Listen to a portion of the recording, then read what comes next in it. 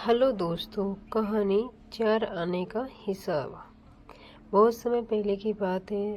चंदनपुर का राजा बड़ा प्रतापी था। दूर दूर तक उसकी समृद्धि की चर्चाएं होती थी। उसके महल में हर एक सुख सुविधाओं की वस्तुएं उपलब्ध थीं, पर फिर भी अंदर से उसका मन अशांत रहता था। उसने कई ज्योतिषियों और पंडितों से इसका कारण जानना चाहा।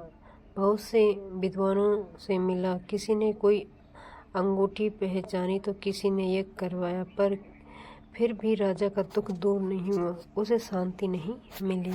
एक दिन भेष बदलकर राजा अपने राज्य की सैर पर निकला। घूमते घूमते हुए एक खेत के निकट से गुजरा। तभी उसकी नज़र एक किसान पर पड़ी।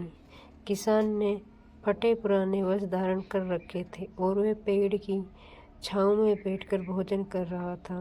किसान के वस्त्र देख राजा के मन में आया कि वे किसान को कुछ स्वर्ण मुद्राएं दें ताकि उसके जीवन की कुछ खुशियां आ पाएं।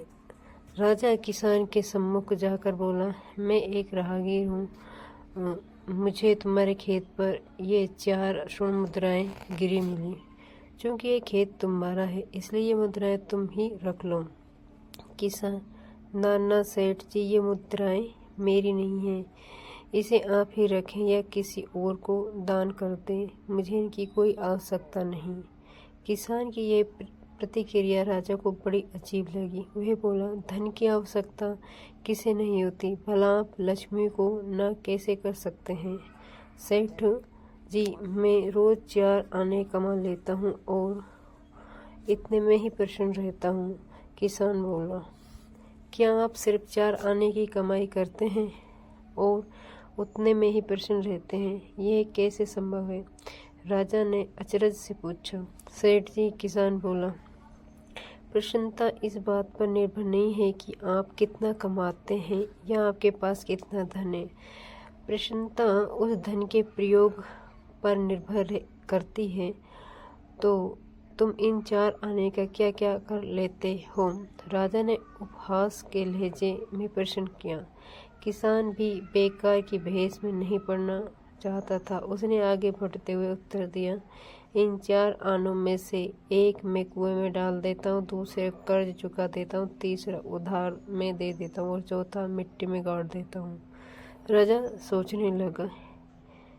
उसे ये उत्तर समझ नहीं आया। वह किसान से उसका अर्थ पूछना चाहता था, पर वो जा चुका था। राजा ने अगले दिन ही सभा बुलाई और पूरे दरबार में कल की घटना कह सुनाई और सबसे किसान के उस कथन का अर्थ पूछने लगा। दरबारियों ने अपने अपने तर्क पेश किए, पर कोई भी राजा को संतुष्ट नहीं कर पाया। अंत में किसान को ही दरबार में बुलाने का निर्णय लिया। बहुत खोजबीन के बाद किसान मिला और उसे कल की सभा में प्रस्तुत होने का निर्देश दिया गया।